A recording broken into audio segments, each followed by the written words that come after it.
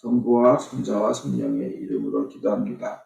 주님 오셔서 이 모든 것이 주님의 기쁨이 되게 하여 주시옵소서. 예수님 이름 받들어 기도하옵나이다. 아멘.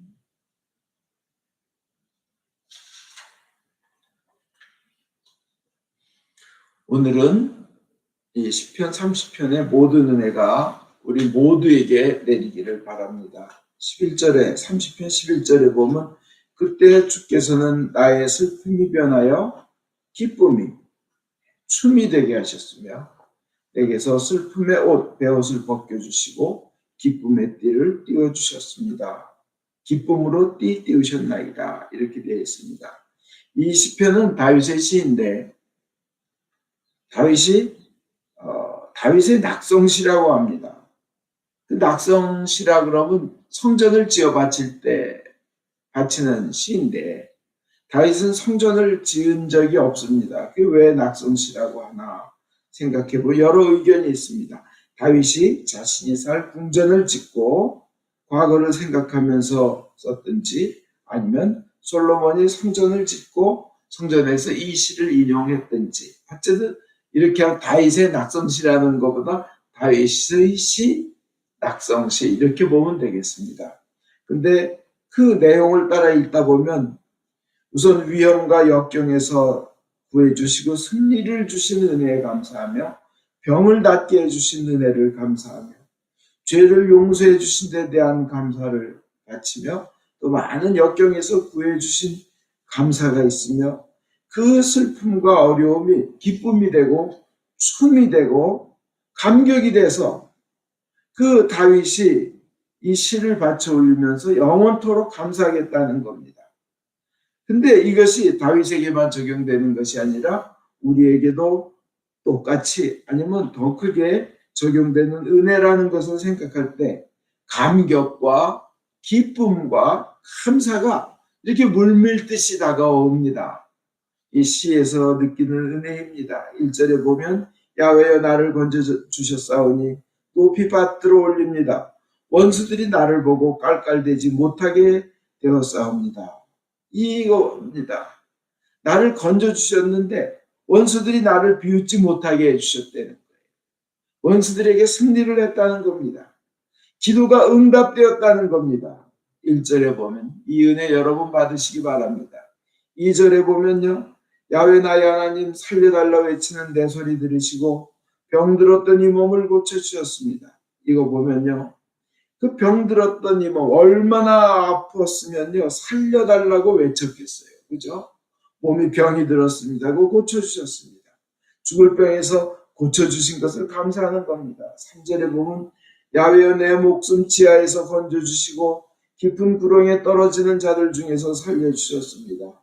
이 개역 한글에 보면 여호와여 주께서 내 영혼을 수월에서 끌어내어 나를 살리사 무덤으로 내려가지 아니하게 하셨나이다. 얼마나 다윗이 살면서 얼마나 고통을 많이 당하고 어려운 일을 많이 당했는지 죽음의 위기를 맞이한 적도 많습니다. 수월에까지 내려갔다는 것. 수월은 죽은 사람이 내려가는 곳입니다.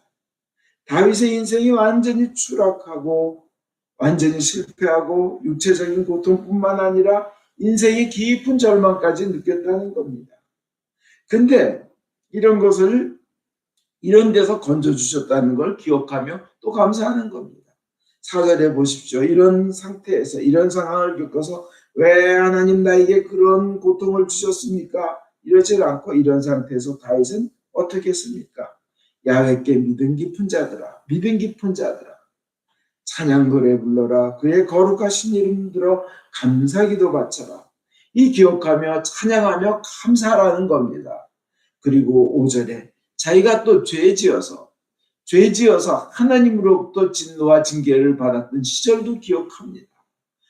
병에서도 고쳐주시고 원수에게서도 구해주셨고 역경에서도 건져주셨지만 자기 또한 부족한 인간이라는 것을 또 그리고 죄인이라는 것을 고백하는 다윗입니다.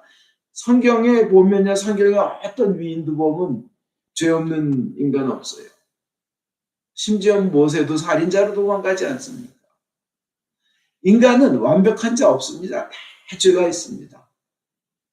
그러나 하나님은 그들을 위인이라고 칭해 주셔요. 놀랍지 않아요? 5절에 보면 그의 진노는 잠시뿐이고 그 어지심은 영원하시니 저녁에 눈물을 흘려도 아침이면 기쁘리라. 개역 한글에 보면요, 그의 노여움은 잠깐이요 그의 은총은 평생이로다. 하나님의 노여움은 잠깐이요 하나님의 은총은 평생이로다. 우리 공동 번역은 영원하다고 되어 있습니다. 저녁에는 울음이 깃들일지라도 아침에는 기쁨이 오리로다. 아멘. 이것이 하나님의 은혜입니다. 다윗은 자신이 하나님의 진노를 산 것, 고통받은 것, 그러면 그때 부르짖으며 간구했던 것, 회개했던 것을 기억하면서 용서받은 것 또한 감사를 드리는 겁니다. 7절에 보면 야훼께서 얼굴을 돌리셨을 때는 두렵기만 하였사옵니다. 자기를 그렇게 인도하시고 이끌고 왕까지 만들어주신 하나님께서 고개를 돌려버리고 외면하실 때는 너무 두려웠습니다. 다윗은 근심으로 힘든 시간을 겪었습니다. 우리에게도 그런 시간이 옵니다. 하나님께서는 우리의 잘못을 깨닫게 하시려고 잠깐 노여하시지만 하나님께서는 노여움을 계속 품고 계시지 않습니다. 회개하면 은혜를 내리십니다. 그의 은혜는 영원하다고 우리 성경은 고백하고 있습니다. 그래서 8절에서 10절 그 다윗의 부르짖음이 나옵니다. 야훼여 이 몸은 당신께 부르짖었고 당신께 자비를 구하였습니다. 이 몸이 피를 흘린다 해서 이 몸이 땅속에 묻힌다 해서 하나님께 덕될 일이 무엇이겠습니까? 좋은 일이 무엇이겠습니까? 야훼여 이 애원 들으시고 불쌍히 여겨주소서. 야훼여 부디 도와주소서 하고 간구합니다.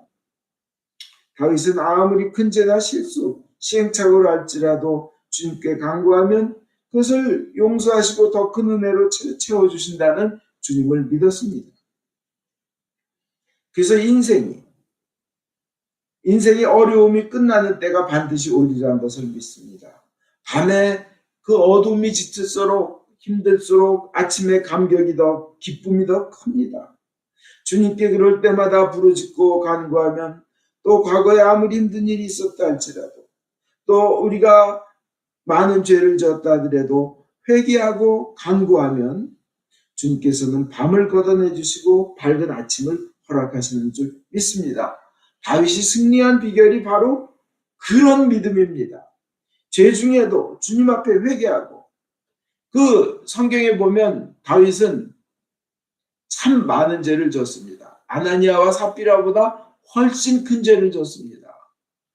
그렇잖아요. 아나니아 삽비라는 자기 집을 팔아서 일부를 헌금을 냈는데 근데 아나니아와 삽비라는 그 자리에서 죽었고 다윗은 오히려 크게 영광을 받았습니다. 이유는 뭡니까? 회개할 기회가 왔을 때 바로 회개하는 믿음이 있었다는 겁니다. 행동을 돌이키는 그 믿음 있었다는 겁니다. 그렇게 하면 세상에서는 그냥 세상으로만 보면 슬픔 가운데 끝나는 경우가 많습니다. 세상만 바라보고. 가룟 유다 그렇잖아요. 자기 자신만 보고 세상만 바라보니까 후회하다가 자살해 죽었지 않았습니까? 그러나 하나님을 바라보는 하나님의 사람들은 슬픔으로 끝나지 않습니다. 하나님께서는 슬픔이 변하여 기쁨이 되게 하십니다. 슬픔이 변하여 춤이 되게 하십니다. 슬픔의 요소를 없애주십니다. 중요한 것은 다윗처럼 많은 죄를 지었어도 용서하시는 하나님, 또 베드로처럼 3년 동안 온갖 기적 다 보여주고 먹여주고 그랬는데도 베드로처럼 배신하는 그런 나약한 인간인데도 불구하고 모두 다 구원받고 영생을 얻고 천국에 다윗이건 베드로건 천국에 가 있다는 것은 의심할 사람이 없습니다. 그죠? 왜? 그들은 오늘 복음에서 보셔도 베드로는 예수님이란 말을 듣고 그냥 뛰어들어가는 좋으신 예수님을 믿는 믿음. 다윗도 그런 믿음이었기 때문에 그렇습니다. 중요한 것은 우리에게 회개의 기회가 왔을 때 솔직히 인정하고 참여하는 겁니다. 변명하지 않고 잘못했다고 하나님께 고백하는 겁니다. 어떤 목사님이요, 자기 처남이 그냥 처남에게 구원의 소식만 전했습니다. 그러니까 그 처남이 암 말기에 죽어가면서 나 구원받았다고 기뻐만 하고 춤을 추고 그러다가 죽을 때가 임박하니까 그렇게 얼굴이 막 두려움에 떨며 그렇게 흉악하게 바뀌며 괴로워하다가 죽는 것을 보았다 그럽니다. 왜 구원을 받았는데 죽음이 저렇게 무서운가 생각해 봤더니 목사님이 스스로 자책하기를 진정한 회개에 대해서 자기가 가르치라는 것이 회개 그 후회됐다는 겁니다. 진정한 회개 없이 나 구원받았다 나 구원받았다 그러면 어떨 때는 정말 그 착각일 수가 있어요. 나는 예수님의 양이 아닌데 예수님의 양인 줄 알고 그렇게 행동하는 오류를 범할 수 있다는 겁니다. 그래서 진정 구원받은 사람, 진정한 참된 사람은 회개의 기회가 왔을 때는 변명하지 않고 회개합니다. 회개하지 않아서 만약 회개했더라면 자기도 모르는 사이에 잘 되었을 텐데 회개하지 않아서 고생하는 것을 성경은 여러 군데서 말합니다. 회개하지 않으면 자식도 잘못될 수 있고 잘못 나갈 수 있고 회개하지 않으면 열심히 벌려놓은 일들도 다 날아갈 수도 있고 회개하지 않으면 고생하며 쌓아놓은 것들도 다음번에 날아갑니다. 사울왕 보십시오. 변명만 있었지 회개는 없었습니다. 참된 신자, 진정 구원받은 사람은 죄를 지었을 때 회개를 먼저 합니다. 그 끝까지 변명하며 뉘우치지 않는 사람은 아직은 은혜와 축복을 잔뜩 받을 그런 단계의 참된 신자가 아닌 것입니다. 하나님께서 기회 주실 때 죄를 인정하고 은혜를 구하면 큰 은혜가 내립니다. 오늘 시편 30편에서도 다윗은 회개한 다음에 은혜를 간구한 것을 우리는 알 수 있습니다. 진정한 회개가 있을 때, 일단 먼저 진정한 회개가 있을 때 참된 은혜를 받습니다. 그 다음엔